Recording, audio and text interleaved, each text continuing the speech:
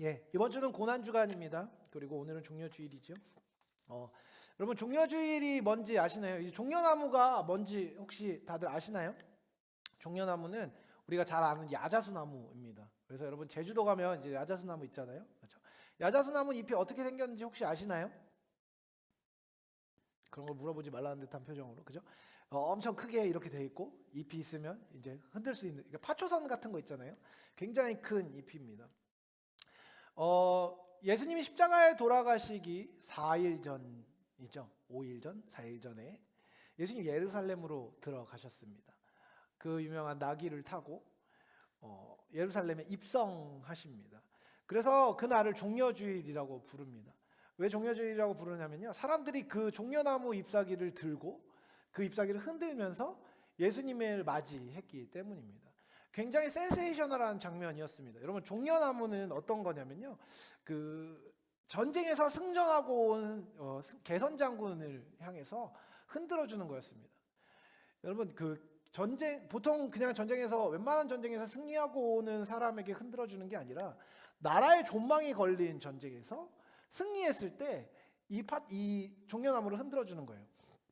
여러분 나라의 존망이 걸린 전쟁에서 이겼다는 건 뭐예요? 이 나라를 구해줬다는 겁니다. 그러니까 이 구해준 존재를 향해서만 이 종려나무를 흔드는 거예요. 여러분 근데 낙이 타고 오신 예수님은 근데 이 개선 장군의 특징은 뭐냐면 보통 백마를 타고 옵니다. 가장 높은 곳에서 그러니까 가장 어깨가 높은 말을 타고 큰 말을 타고 관을 쓰고 영광을 받으면서 그 자리를 지나가는 겁니다. 수많은 사람들을 뒤에 끌고 지나가는 거예요. 그러면 그 사람을 향해서 흔들어 주는 겁니다. 근데 여러분 예수님이 예루살렘에 입성하실 때 사람들은 예수님을 구원자로 맞이한 겁니다. 그리고 그때 여러분 호산나를 외쳤다고 얘기해요. 오늘 우리가 맨 앞에 불렀잖아요. 호산나 찬양을 불렀습니다. 호산나라는 말의 뜻이 뭔지 혹시 아시나요? 이제 구원하소서라는 뜻입니다. 이제 구원해 주십시오. 여기서의 호산나는 우리를 구원하실 분으로서 맞았다는 것입니다. 여러분 근데 이렇게 예수님이 열광적으로 이스라엘 백성들, 예루살렘 사람들의 환영을 받은 직후에 불과 며칠이 지나지 않아서 그 길의 끝에 예수님은 죽음을 맞이하십니다. 여러분 그리고 그 예수님이 죽음을 맞이하게 된 원인이 누구였냐면 바로 그 자리에서 종려나무를 흔들던 그 사람들이었습니다. 구원해달라고 외쳤던 그 사람들이 예수님을 죽였던 것이지요. 여러분 이런 걸 뭐라고 부르죠? 블랙 코미디라고 부릅니다. 장르로 따지면 말이죠. 여러분 어떻게 생각하세요? 예수님이 그 모든 것을 알고 계셨습니다. 고난을 받을 것을 말이죠. 여러분 같으면 어떻겠습니까? 이 길을 가시겠습니까? 여러분 이 길은 생명을 살리는 길이 맞습니다. 근데 여러분 생명을 살리는 길로 여러분 느껴지실까요? 여러분 생명력이 있는 활력 있는 길 혹은 잘 되는 길은 어떤 길입니까? 여러분이 잘 되고 있다고 느끼면 여러분 보통 언제 잘 되고 있다고 느끼죠? 아무 문제가 없어야 됩니다. 편안해야 됩니다. 안정이 돼야 됩니다. 그리고 순탄해야 됩니다. 만약에 순탄함이 조금이라도 틀어지면 잘못된 길인 것처럼 느껴집니다. 여러분 생명력 있다고 여겨지는 길, 잘 되는 길, 성공의 길에는요 고난이나 역경, 실패를 사람들은 포함시켜서 생각하지 않습니다. 여러분 어떤 일을 하다가 어려운 일이 생겼다고 생각해 보세요. 그럼 무슨 생각을 할까요? 아 괜히 했다라는 생각을 하죠. 그와 같은 일을 잘못된 선택의 결과라고 여깁니다. 그리고 불행으로 여기는 것이죠. 여러분 하나님이 함께 하시면 힘들지 않아야 된다는 생각을 사람들은 갖고 있습니다. 그리고 탄탄대로를 걸어야 한다고 생각하죠. 그리고 고난은 보통 그릇된 방향의 결과라고 생각합니다. 여러분 정말 그럴까요? 이것은 너무나 단순화된 도식에 끼워 맞추는 잘못된 생각입니다. 여러분 인생은 그렇게 단순하지 않습니다. 훨씬 더 복잡하고요. 다단합니다. 우리는요. 생명, 형통, 잘됨을 상태로 이해합니다. 하지만 성경은 그렇게 말하지 않습니다. 성경은요, 하나님과의 관계에서 오는 존재의 상태가 생명이라고 얘기하고 형통한 상태라고 얘기합니다. 여러분 기억하십시오. 예수님의 전 생애는요, 한 번도 생명과 연결되지 않은 적이 없었습니다. 한 번도 형통과 상관없는 길이 없었습니다. 한 번도 올바름과 상관없는 길이 없었습니다. 하지만 그 생명, 그 잘됨, 그 형통에 언제나 고난이 있었고 역경이 있었고 십자가가 있었습니다. 여러분 생물학적으로 볼 때 생명은 무엇일까요? 갑자기 좀 분위기 안 좋네요. 그렇죠? 그럼 생물학적으로 볼 때 생명은요, 유기체가 활동을 유지하는 구조를 말합니다. 네이버에 물어보면 이렇게 얘기해 줄 거예요. 그렇죠? 외부로부터 에너지를 받아서 내부에서 변환하고 스스로를 유지하며 성장하고 반응하는 체계를 우리는 생명이라고 부릅니다.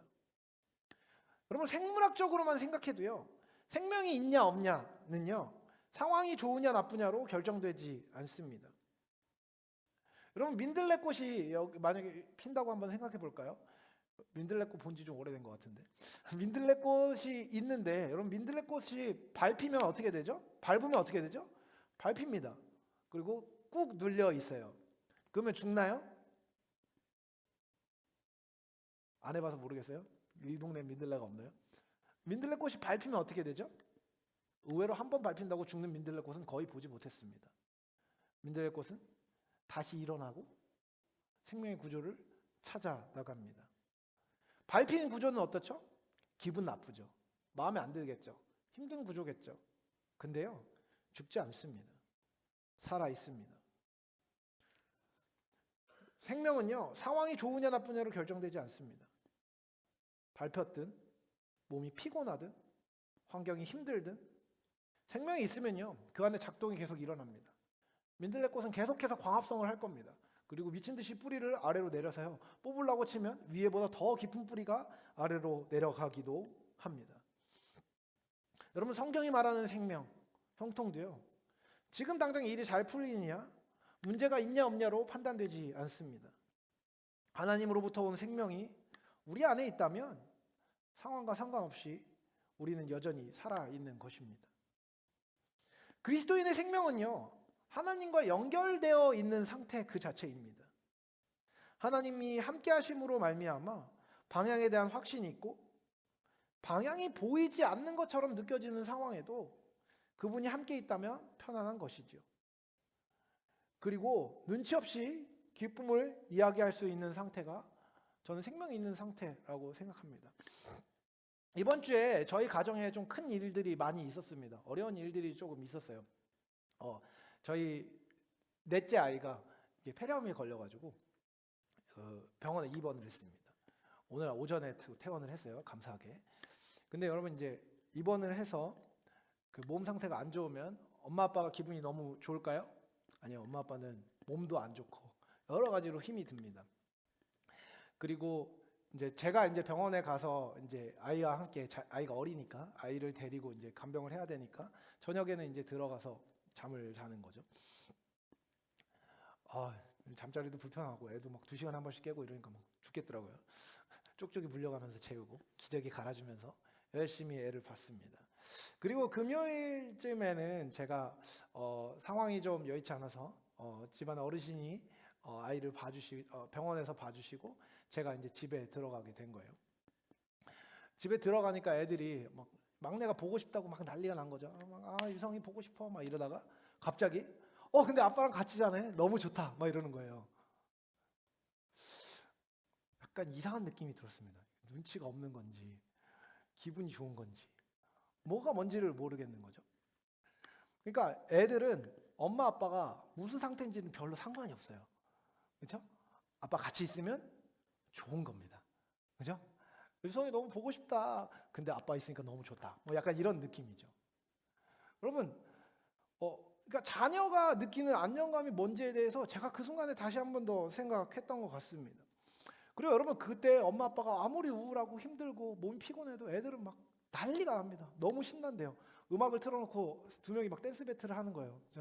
막 사과 같은 내 얼굴 음악 틀어놓고 막 율동하고 애들이 막 그러고 있는 겁니다.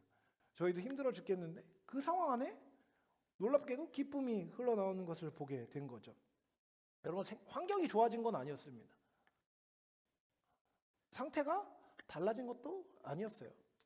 근데 함께하는 과정들 안에 있다는 것을 알고, 절망이 없다는 것을 알고, 힘들지만 이 상황을 넘어갈 때 함께하는 가족 안에 행복과 기쁨이 있을 수 있다는 것에 대한 전망을 갖고 있었습니다. 그 전망은 저만 갖고 있었고요. 저희 아들은 전혀 갖고 있지 않았습니다. 그냥 아빠가 오니까 좋았던 거죠. 여러분, 생명은요, 환경이 좋아질 때 생기는 게 아닙니다. 존재가 연결되었을 때, 그 생명과 은혜가 상호간에 흘러갈 때 평안이 누려지는 상태를 우리는 생명이라고 부릅니다. 여러분, 하나님과 연결되어서 예수 그리스도를 따르는 삶을 사는 이 길은요, 그런 의미에서 단순히 옳은 길을 걸어가는 게 아닙니다. 행복하고 생명을 누리며 내가 살아나고 내 영혼이 성장하며 내 영혼이 활성화되는 길이 예수를 따라가는 길이 되는 겁니다. 여러분, 오늘 본문은요, 그 생명의 길을 계속 가고 계신 예수님의 생애의 한 페이지를 그리고 있습니다. 여러분, 기억하십시오. 예수님은 생명의 길 위에 서 있습니다. 그리고 예수님은요, 기꺼이 당신이 사랑하는 사람들을 살리기 원하셨습니다. 그들을 위해 생명을 내어주시는 그 길을 예수님은 순종으로 선택하셨습니다. 하지만 그렇다고 해서 아무 고민이 없었던 것도 아닙니다. 아무 어려움이 없었던 것도 아닙니다. 오히려 극도의 압박감과 고통에 대한 혐오, 그리고 고뇌가 있었습니다. 여러분, 예수님은 자신의 방향에 대한 확신, 그리고 자신이 어디서부터 왔고 지금 어디 있으며 어디로 가는지에 대한 확실한 정보도, 그리고 심리적 안정감도 모두 갖고 있었습니다. 하지만 여러분, 그 와중에도 예수님은 앞선 고난에 대해서, 앞에 둔 그 고난에 대해서 싫은 마음을 표현하고 계십니다. 35절과 36절을 보면요, 예수님이 이렇게 하십니다. 조금 나아가서 땅에 엎드려 될 수 있는 대로 이때가 자기에게서 지나가기를 구하여 이르시되 아빠 아버지여 아버지께는 모든 것이 가능하오니 이 잔을 내게서 옮기시옵소서라고 기도합니다. 옮겨달라는 거예요. 근데요, 그거보다 더 놀라운 내용이 바로 그 뒤에 나옵니다. 그러나 나의 원대로 마시옵고 아버지의 원대로 하옵소서. 여러분, 그리스도인으로서 살면서 여러분 앞에 놓이는 상황을 볼 때 분별이 잘 안 돼서 옳음을 선택 못하는 경우가 많나요? 이제 오늘 아침에도 이제 청년들하고도 뭐 그런저런 얘기를 나누다가 제가 촬영팀하고 뭐 얘기를 나누다가 제가 막 그런 얘기 했던 것 같아요. 주제 같은 거 하여튼 뭐 그런 얘기를 하다가 제가 그런 거 계속 얘기했어요. 예수님 닮아야지, 사랑해야지, 섬겨야지, 용서해야지, 뭐 이런 얘기를 제가 막 했습니다. 분위기 어땠을까요? 너무 좋고 막 은혜롭고 다들 역시 그렇게 해야지라고 생각했을까요? 다 딴 데 보고 있었습니다. 목사님 저리 가시면 좋겠어요. 거의 그런 분위기였습니다. 여러분, 그리스도인이 해야 되는 건 뭘까요? 하나님을 어떻게 하고요? 눈 내리지 마시고요. 대답해 주세요. 하나님을 어떻게 하고? 사랑하고 이웃을 어떻게 사랑해요? 내 몸과 같이 사랑하는 것입니다. 그걸 혹시 모르는 분들은 저한테 오시면 제가 세세히 가르쳐 드리도록 하겠습니다. 근데 이거 모르는 사람은 어지간하면 여기 없어요. 그죠? 여러분, 옳고 그름에 대한 분별이 안 돼서 옳음을 선택하지 못하는 게 아닙니다. 오늘 제가 이번 주에도 그걸 경험했어요. 한 지체랑 이런 이야기를 나누었습니다. 이제 연애에 관련된 얘기를 하게 됐어요. 연애에 관련된 얘기를 하는데 그 지체가 이제 약간 스스로 어떤 사람을 만나야 될지에 대한 고민을 막 하는 거예요. 제가 그래서 그렇게 얘기해 줬습니다. 아야, 네가 하나님이 너에게 그 사람을 보내주셔야 하듯, 그 사람을 준비시켜서 너를 보내주셔야 하듯, 그 사람에게도 하나님이 너를 준비시켜서 보내셔야 한다라고 얘기했어요.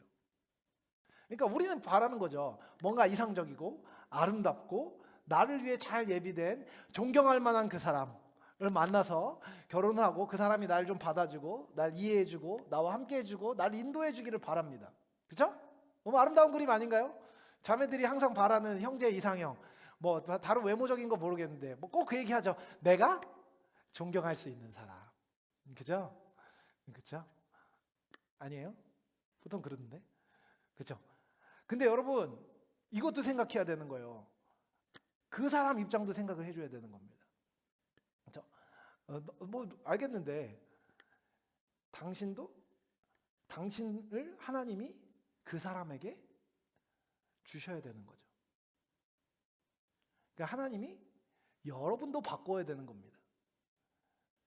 실말로 여러분의 성깔도 고쳐야 되고 여러분의 예민함도 고쳐야 하고 여러분 안에 있는 모난 부분들 고쳐야 되고 저 산만한 것도 고쳐야 되는 거죠. 예수님 그걸 고쳐주기를 원하십니다. 근데요 이 얘기를 딱 하니까 무슨 얘기야? 그 얘기가 머리를 안 거친 게 확실했어요. 제가 그 얘기를 딱 해주니까 그 진짜 그렇게 얘기했어요. 아 싫은데 얘기했습니다. 싫은 거죠. 그죠? 옳고 그름에 대한 분별이 안 돼서 옳음을 선택하지 못하는 게 아니라요. 옳고 그름에 대한 분별이 안 돼서 옳음을 행하지 못하는 게 아니라 그것을 선택하는 것이 싫거나 그것을 선택할 힘이 없는 것입니다. 여러분 순종은요 결과를 모르지만 그럼에도 불구하고 하는 것은 아닙니다. 오히려 순종은요 나에게 명하신 하나님을 신뢰하고 하나님이 나에게 주시는 결과를 사랑할 수 있는 하나님과의 관계가 있어야 가능합니다. 무엇이 올바른지 하나님이 나한테 얘기해 주시는 게 옳은 걸 거야 그른 걸 거야를 고민하는 게 아니라요 하나님이 말씀하시면 하고 싶어야 되는 겁니다. 여러분 예수님의 생명은요 예수님이 이 기도에 드러납니다. 여러분 예수님은요 싫었습니다. 십자가를 가는 게요. 적어도 인간의 몸을 입고 계실 때요 그 길이 마음에 들지 않았어요. 그래서 예수님이 하나님한테 아버지한테 부탁한 겁니다. 이거 안 하게 해주세요. 근데 내 뜻대로 마시고 아버지의 뜻대로 해주세요. 왜냐하면 하나님 아버지의 뜻대로 되는 것이 나의 생각보다 옳다고 믿기 때문입니다. 그 하나님을 신뢰합니다. 그 하나님을 사랑합니다. 라는 관계의 고백을 예수님이 갖고 계셨던 것입니다. 하나님의 뜻을 선택한다는 것은 자기의 선택권을 포기하는 것과 깊이 연관을 맺습니다. 예수님이 십자가를 받아들였다는 것은요 단순히 고난을 감수했음을 말하는 게 아닙니다. 다른 가능성을 내려놓는 것입니다. 그리고 그분의 뜻이 온전히 이루어지는 것을 소망하고 그 기쁨을 바라는 것입니다. 그리고 이 자기 권리에 대한 포기는요 가장 큰 기쁨을 선택함입니다. 그리고 여기서 예수님은 앞에 놓인 고통을 끝까지 인내하며 선택을 이어가십니다. 그만하는 것이 아니라 그분은 고통스러운 감정이 사라져서 순종하신 것이 아니었음을 기억하십시오. 기도를 통해 하나님의 뜻과 기쁨을 확인하고 하나님 아버지와의 관계를 유지하였기 때문에 예수님은 그 길을 계속 걸어가셨습니다. 여러분 믿음의 결단이 무너지는 경험 해본 적 있으십니까? 이렇게 해야지 라고 생각했는데 무너진 경험 말이죠. 저는 있습니다. 여기 있는 사람들도 많이 있을 거라고 생각합니다. 보통 그 이유는 뭐죠? 그 믿음의 결단이 너무 고통스럽기 때문인가요? 아닙니다.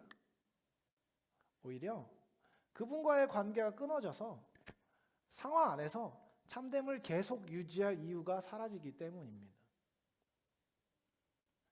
하지만 여러분 하나님의 뜻을 알고 하나님이 허락하시는 길의 의미를 알고 그 길 가운데 만나게 되는 고난의 영광에 대해서 깊이 알게 되면요 그 길을 가게 됩니다.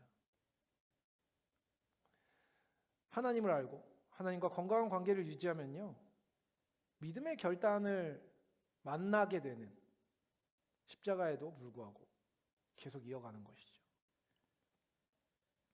여러분, 십자가, 고난, 어려움은 잘못된 선택의 결과가 아닙니다. 올바른 길 위에서 반드시 마주하는 시험의 절정이 어떻게 보면 절정 중에 하나가 십자가인 것이지요.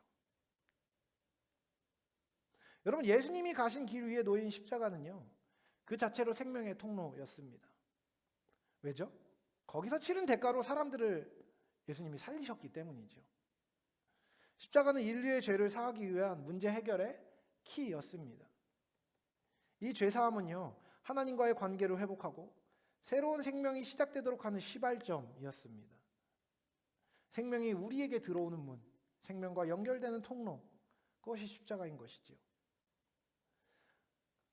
거기에 더하여 십자가는요, 생명이 흐르는 방식을 보여주는 그림입니다. 여러분, 이 십자가가 아름다운 이유가 뭔지 아십니까? 이것이 세상의 방식이나 상식과 다르기 때문입니다. 여러분, 세상은요, 자기 안전을 지키기 위해서 자기를 계속해서 감쌉니다. 손에 쥐어야 될 것을 더 꽉 붙들고요, 다른 사람에게 얕보이지 않기 위해서, 안전을 보장하기 위해서 더 높은 자리를 향해 갑니다. 그리고 그렇게 높은 자리에 오르게 되는 것에 성공하게 되면요, 사람들을 굽어보며 그 성공을 만끽할 수 있습니다.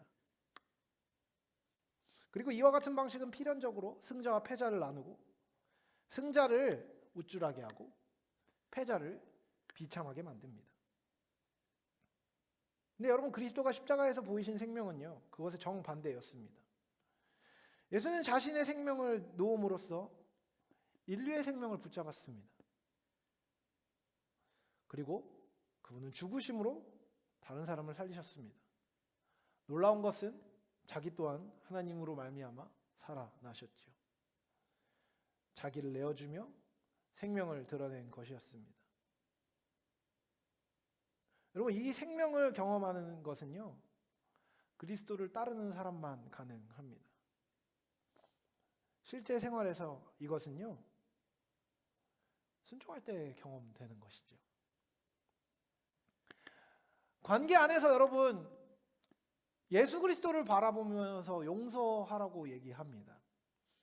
여러분, 그렇게 용서하면은 어떤 느낌이 드냐면 감정적으로 내가 손해를 보는 것 같이 느껴집니다. 상대방은 잘못했다고 말 안 하는데 상대방을 용서하는 것이 합당하지 않게 느껴지는 거죠.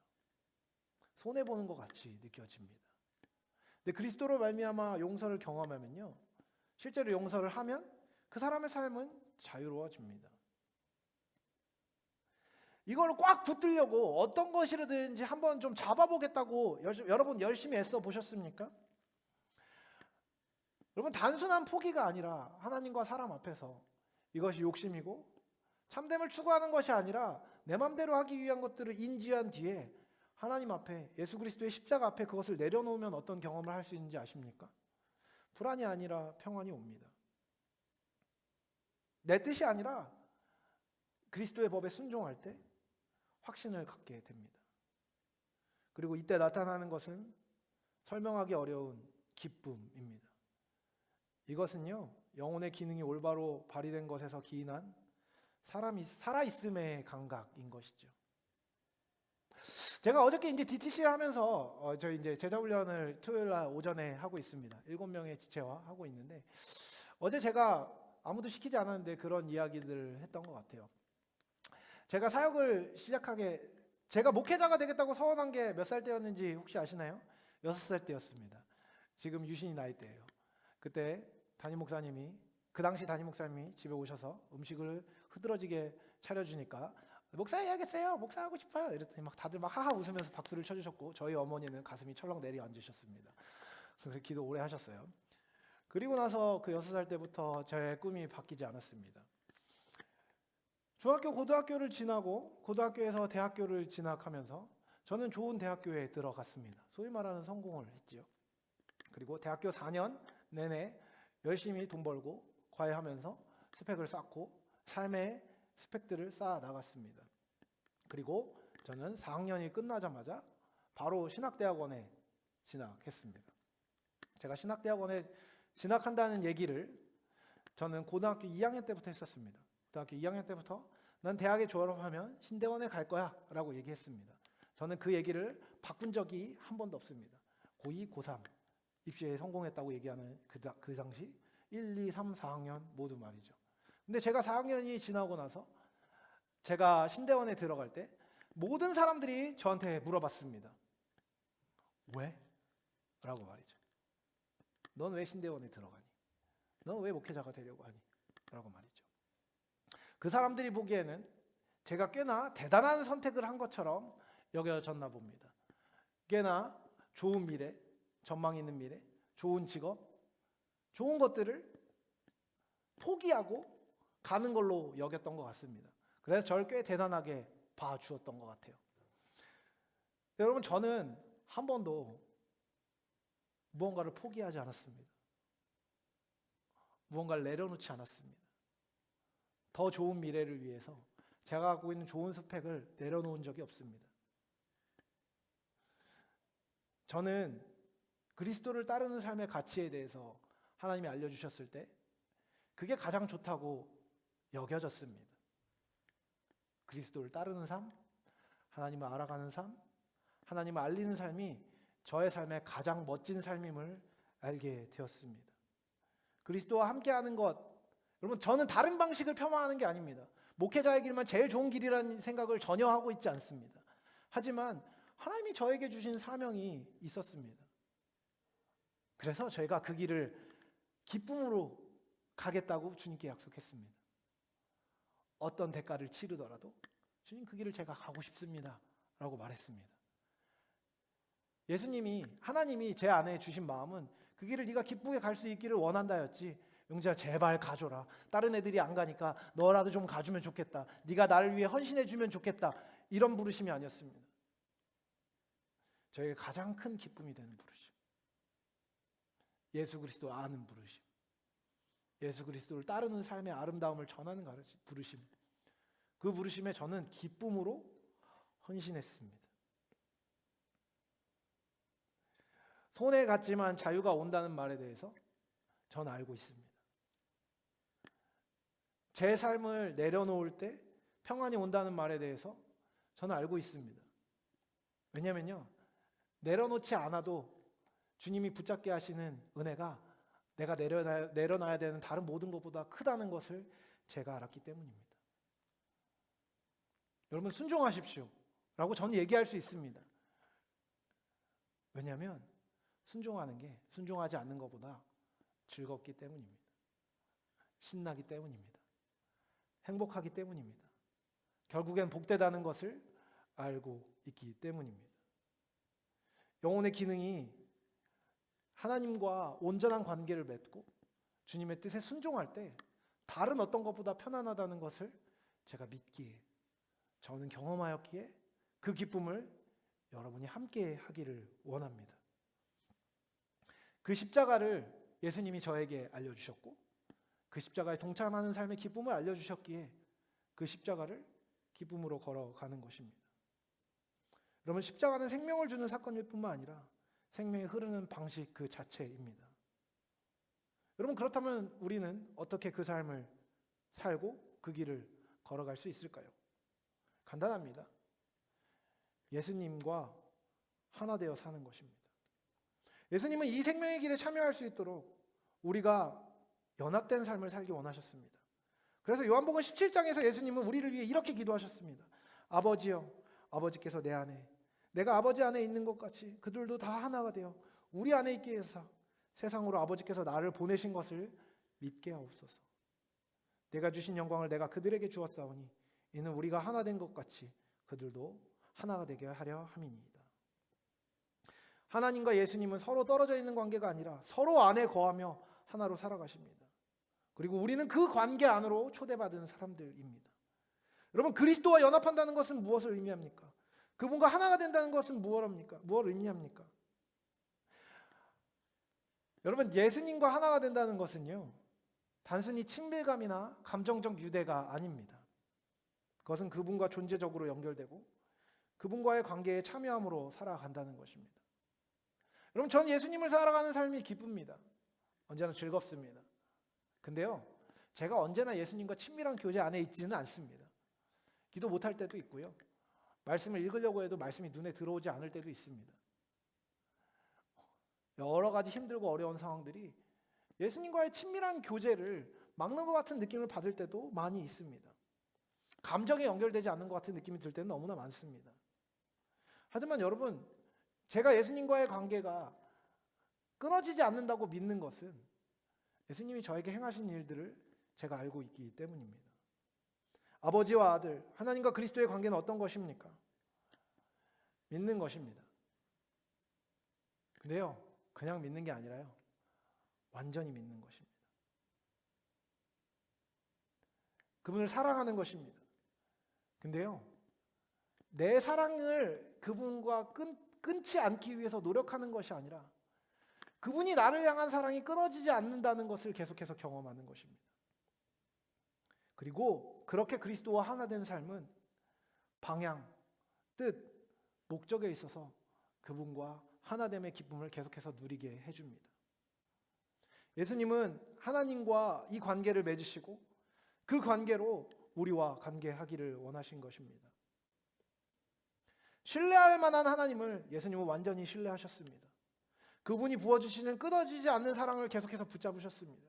그래서 그분과 함께 살 수 있었고, 십자가에서, 아니 겟세마네에서 십자가로 가는 그 순간에 너무나 힘들고 어렵게 느껴지는 그 느낌을 거절하고 계속해서 진리의 길을 가셨던 것입니다. 여러분, 예수님이 하나님과 맺으셨던 그 신뢰의 관계를 그저 바라보지만 마십시오. 관망하는 자리에 있지 마십시오. 그 관계 안으로 뛰어들어 그분의 말씀에 순종하십시오. 그분을 사랑하십시오. 그것을 누리십시오. 생명은 하나님을 아는 것이라고 예수님이 말씀하셨습니다. 생명은 관계 맺은 상태입니다. 하나님과 연결됨이 생명이고 그 관계 안에 있음이 살아있음입니다. 여러분, 이 연합은요, 초자연적인 성령의 역사입니다. 연합은 우리가 하나님께 가는 게 아닙니다. 성령께서 하나님을 우리 안으로 모셔오는 사건입니다. 그래서 내가 주 안에, 주님이 내 안에 계시는 이 중에 거함이 되는 것이죠. 이때 하나님과의 동행하는 삶이 가능해지는 겁니다. 여러분, 예수님과 어떻게 연합됩니까? 여러 가지 상황들이 있을 겁니다. 복음이 들려질 때, 그리고 그 복음의 믿음으로 반응할 때 성령이 그 사람을 그리스도와 연합시키십니다. 연합은요, 우리가 억지로 만들어내는 것이 아니라 하나님이 이루시는 사건입니다. 우리 지체들에게 제가 맨날 지겹도록 하는 얘기가 있습니다. 사랑입니다. 하나님을 사랑하고 이웃을 사랑하고 함께하는 그 사랑 말이죠. 그러면 이제 여러분 눈을 위로 뜨고 가까이 있는 지체들이 하는 얘기가 있습니다. 아, 나는 사랑이 없는 것 같아. 아, 나는 사랑이 없는 것 같아. 이러면서 맨날 도망갑니다. 여러분, 이 말을 많이 듣습니다. 때로는 핑계가 되는 경우도 있지만요, 핑계건 아니건 우리 안에 사랑이 없다는 건 사실입니다. 왜요? 예수님이 내 안에 계시지 않으면, 사랑이신 예수님이 내 안에 계시지 않으면 사랑이 우리로부터 나올 수 없기 때문입니다. 여러분, 있는 게 나오지 없는 게 나오지 않습니다. 여러분, 여러분이 말하는 것, 행동하는 것, 여러분 안에 있는 게 나옵니다. 가면을 쓰고 있으면요, 어느 정도 쓸 수 있지 오랫동안 쓰지 못합니다. 생긴 대로 살게 돼 있습니다. 근데 여러분, 종종 예수님의 사랑이 여러분 안에 나올 때가 있지 않습니까? 한 번도 없어요? 아니요, 있어요. 제가 봐도 여러분 안에 예수의 사랑이 가끔 나올 때가 있습니다. 언제 그렇습니까? 왜 그럴까요? 예수님께서 여러분 안에 일하고 계시기 때문입니다.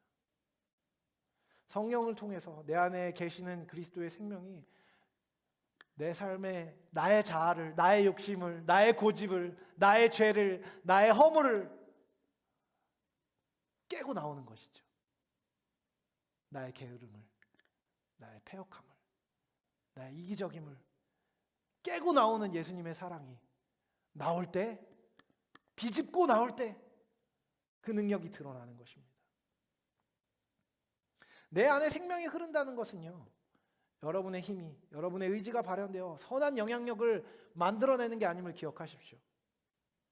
성령을 통해 내 안에 계시는 그리스도의 생명이 내 삶을 통해 흘러나오는 것입니다. 여러분, 예수님이 여러분 안에 계시면 예수님과 연합됩니다. 이 연합은 여러분을 예수님 닮게 만들 것입니다. 고난 속에도 하나님과의 관계에 대한 확신 안에 안정감 있게 가치를 지향하게 됩니다. 여러분, 주님과 여러분의 관계가 맺어졌으면 끊어질까 봐 너무 걱정하지는 않아도 됩니다. 왠지 아세요? 여러분이 의지가 강하기 때문이 아니라 예수님이 여러분을 붙잡고 계시기 때문입니다. 사람들은 예수님과 붙잡은 손을 이렇게 붙잡는 거라고 생각합니다. 그래서 내가 놓으면 놓을 수 있을 거라고 생각해요. 아닙니다. 여러분, 예수님은 여러분의 손을 이렇게 잡고 계세요. 그래서 예수님을 여러분이 놔도요, 예수님 여러분을 붙잡고 계십니다. 예수님 여러분을 놓치지 않으실 겁니다.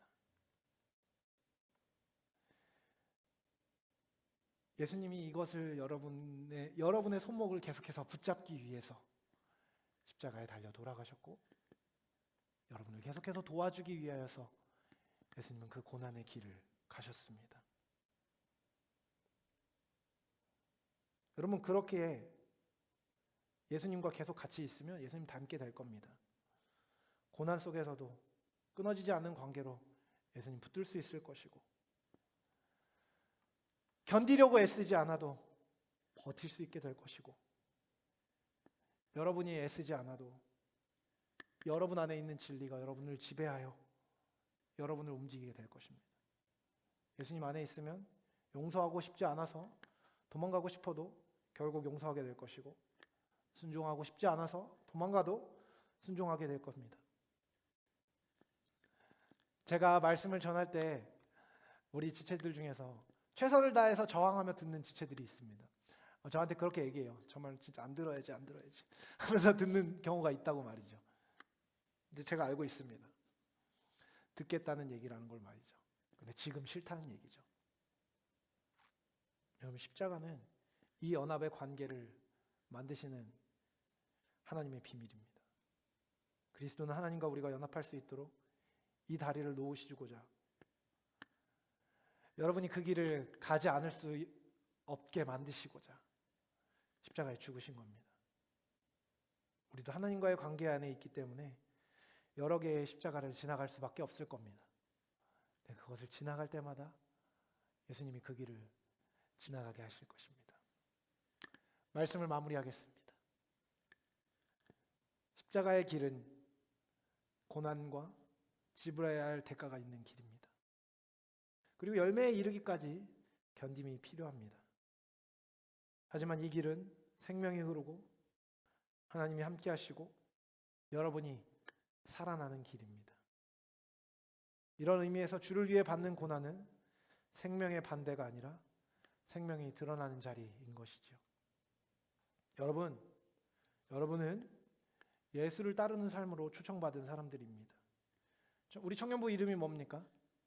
예수 마음 공동체입니다. 예수님의 마음으로 예수님은 여러분을 부르십니다. 그 초청에 대해 여러분 어떻게 반응하고 계십니까? 여러분, 지금 생명의 길을 가는 가운데 마주하는 십자가 때문에 예수님을 따르는 길을 떠나고 도망가고 싶지는 않으십니까? 아니면 그 길을 바라보며 그 길에 있는 기쁨을 발견하고 그 길을 향해 가고 계십니까? 십자가는 생명을 막는 장애물이 아니라 생명이 흘러가는 통로입니다. 예수님이 보여주신 그 길이죠. 십자가는 우리를 살리고 우리로 예수의 생명을 누리게 합니다. 이번 한 주 고난주간입니다. 예수의 십자가를 바라보십시오. 그리고 한 주간 우리에게 허락된 십자가를, 아니 여러분의 삶 가운데 허락될 사랑과 진리의 십자가를 기꺼이 지고 그분을 따르며 그분이 허락하시는 기쁨을 마음껏 누리십시오.